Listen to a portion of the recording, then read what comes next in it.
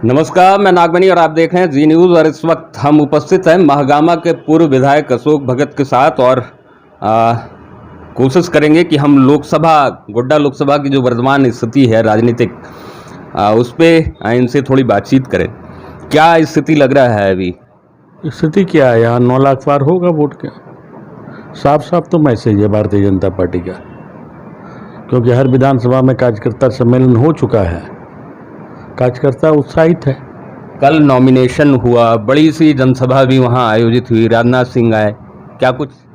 देखिए, राजनाथ सिंह हम लोग के नेता रहे, राष्ट्रीय अध्यक्ष रहे हैं, बहुत कम समय के लिए आए हुए थे। अफरा तफरी का कार्यक्रम था, सफल रहा उनका आना, वो आ गए, यही काफ़ी है उनका। एक विषय जो अभी फिलहाल जो हर जगह चर्चा में देखने को मिल रहा है कि ओबीसी समाज जो है, बीजेपी के जो कैंडिडेट हैं निवर्तमान सांसद निशिकांत दुबे से नाराज लग रहे हैं, बयान भी आ रहा है। क्या नहीं बयान दे दिया?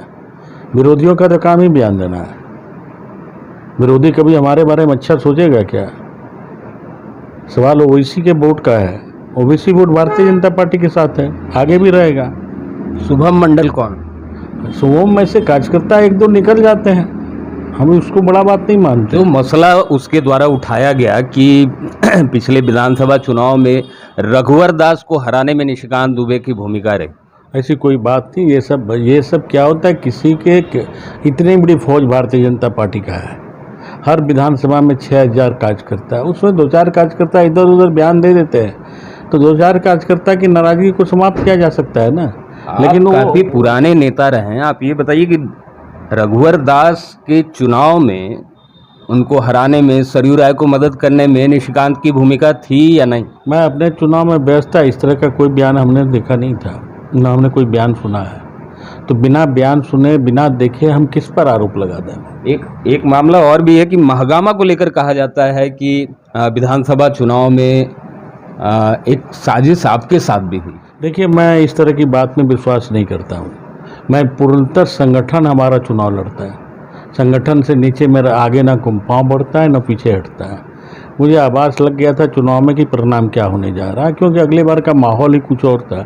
कुछ लोग नया देखना चाहते थे, देख लिए। अभी क्या स्थिति है? अभी देख लिया। अब तो यहाँ वसूलदारी की राज चल रही है। बालू से वसूलदारी, कोयला से वसूलदारी, ठेकेदारी से वसूलदारी। एक ऑडियो भी वायरल हुआ था। हाँ, ऐसे ऑडियो वायरल का क्या कीजिए, हर डाल पर बुलबुल बैठा हुआ है। क्या स्वास्थ्य विभाग में वसूलदारी नहीं हो रही क्या? सबसे ज़्यादा यदि घोटाला हो रहा है तो स्वास्थ्य विभाग में हो रहा है। सब दवा ही बेच लेते हैं डॉक्टर। तो उस मामले पे कार्रवाई क्यों नहीं हो पाई? कौन करेगा कार्रवाई? राज्य सरकार करेगी ना। नहीं, पूरा मामला तो चुनाव आयोग को दिया गया। नहीं, वो चुनाव आयोग अब कर रहा है कि नहीं कर रहा है। भारतीय जनता पार्टी ने एक टेप दे दिया था उस मामले में। अब वो चुनाव आयोग का दायित्व है कि वो क्या कर रहा है। प्राकृतिक संसाधनों की लूट जो है वो झारखंड में संथाल परगना प्रमंडल में बड़ा इशू रहा। आपकी तरफ से भी लगातार बयान आता रहा। पिछले बार जब हमारी बातचीत हुई तो आप इस बात को बहुत संजीदगी से रखे थे। क्या स्थिति है संथाल परगना में? स्थिति जस की तस बनी हुई है। ऐसा नहीं है कि लूट बंद हो गया कोयला में या पत्थरों में लूट बंद हो गया। अब तो ये लोग बॉर्डर पर पत्थर के ट्रक लगते हैं, 3200 रुपया वहाँ लेता है तो चालान फटेगा, नहीं तो चालान नहीं फटता। 3200 का लूट तो बढ़ गया। माइंस का आप जो वहाँ चालान लेते हैं, उस चालान का दाम 1150 रुपया पर सेफ्टी है, और 1600 रुपया सेफ्टी वसूल करवाते हैं आप क्रशर वालों से। वो क्या है, 600 रुपया।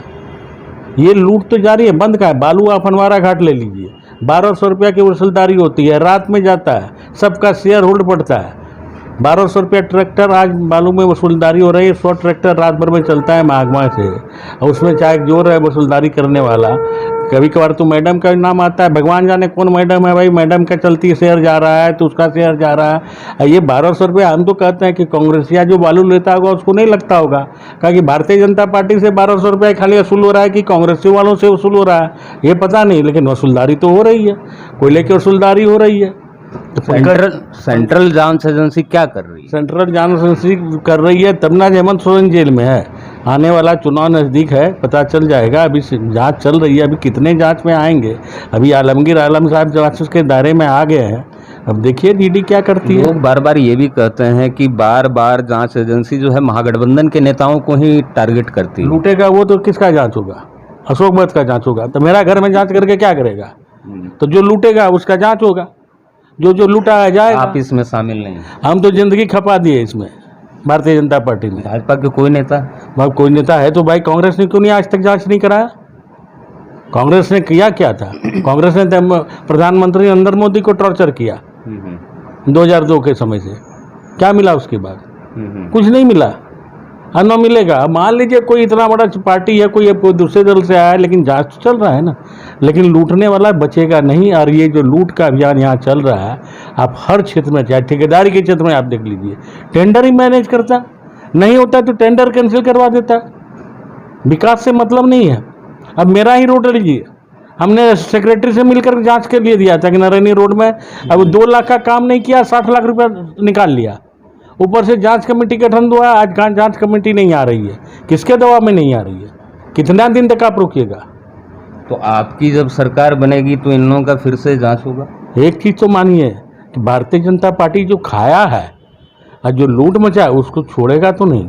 हमारी सरकार बनने दीजिए, आप देख लीजिएगा कैसे एक एक घोटाले को निकाल देते हैं सामने। लोकसभा में क्या अनुमान लग रहा है? 9 लाख के पार होगा।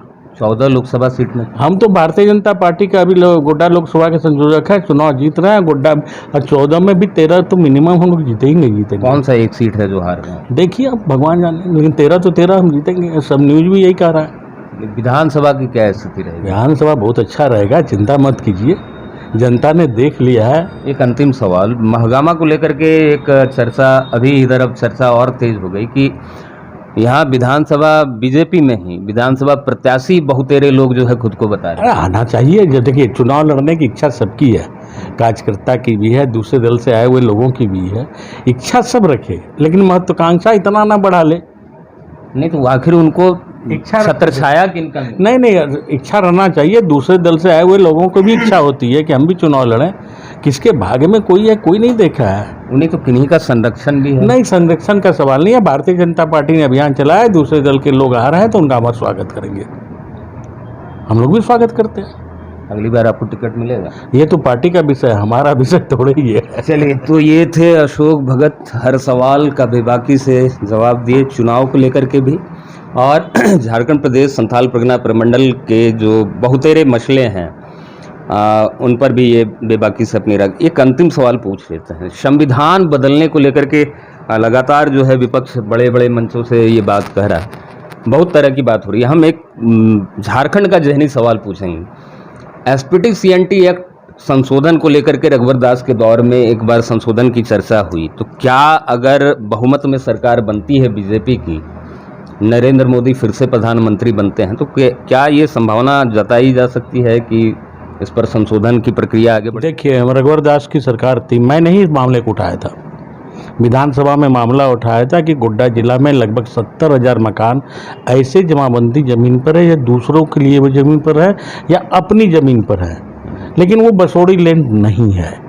तो ऐसे लोगों के साथ क्या हो, उसको तो एक पर्चा चाहिए। और दूसरा मामला हमारा ये था कि नहीं आप कर सकते संथाल परगना टेनेंसी एक्ट में सुधार, तो कम से कम गैर आदिवासी को कुछ तो अधिकार मिलना चाहिए ज़मीन के लिए।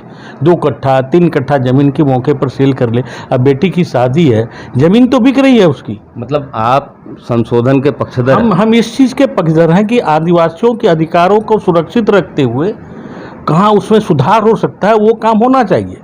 ये आज से नहीं, ये मेरा शुरू से स्टैंड रहा है। कट टू कट बोलिए ना कि संशोधन होना चाहिए। संशोधन होना चाहिए, लेकिन आदिवासियों के हितों की रक्षा के साथ गैर आदिवासी में यदि कुछ अधिकार मिल जाता है, अब महागमा का ही ले लीजिए, समूचा महागमा। तो सरकार अगर बहुमत में आएगी तो एसपीटी सीएनटी एक्ट में ये सरकार, यदि बहुमत केवल सरकार की बात नहीं है कि कानून में संशोधन नहीं, क्योंकि चर्चा इस बात की है कि कानून संविधान नहीं, ये कानून राज्य सरकार के अधिकार क्षेत्र के राज सुझाव दे सकती है। एक बार राज्य सरकार ने रांची के लिए सुझाव दिया था, लेकिन उस समय की पिछले बार तो बवाल हो गया, कांग्रेस की सरकार आई, पिछले बार तो बवाल हो गया था। नहीं, इस पर मुद्दे पर बवाल नहीं हुआ। एसपीटी सीएनटी एक्ट पे हुआ था। एसपीटी एक्ट में गलत ये अवधारणा विपक्षियों ने बनाई थी, लेकिन ये जो मांग था हमारा विधानसभा में कि एक सीमित अधिकार गैर आदिवासियों की जमीन के बारे में, हमने आदिवासियों के हित की कभी नहीं किया अपेक्षा। आज सरकार पीडब्ल्यूडी रोड बना रही है कि नहीं, जमीन ले रही है कि नहीं, आज माइंस में जमीन जा रहा है कि नहीं, लेकिन यदि बेटी की शादी है, बेटा को पढ़ाना है, तो जो ज़मीन का दाम 30 लाख रुपया इकट्ठा होना चाहिए, वो 5 लाख रुपया इकट्ठा में हमको बेचना। मतलब संशोधन होना चाहिए, लेकिन थोड़ा सा आदिवासी मूलवासी के अधिकार के सुरक्षित रहते हुए। चलिए। और सारी जमीन को कभी नहीं बेचने का अधिकार नहीं देना चाहिए। कभी किसी को मिल गया कुछ 2 कट्ठा, तो उसके लिए अलग से कानून बने तो ज़्यादा बेहतर है। चलिए, हमको लगता है कई सवालों का बेबाकी से ये जवाब दे रहे। हालांकि इस पर बड़े नेताओं का फिर क्या कुछ बयान रहेगा, या यूँ कहें कि प्रत्याशी ऐसे सवालों पर क्या कुछ बयान देंगे, क्योंकि ये बहुत मायने रखता है कि उनके बयान पर फिर यहाँ अभी अब चुनाव में जो है इसको लेकर के बात आगे बढ़ेगी। बाकी परिस्थितियाँ क्या रहेंगी, मुद्दा पर खबरों और तस्वीरों के लिए बने रहे हमारे साथ, देखते रहिए जी न्यूज़।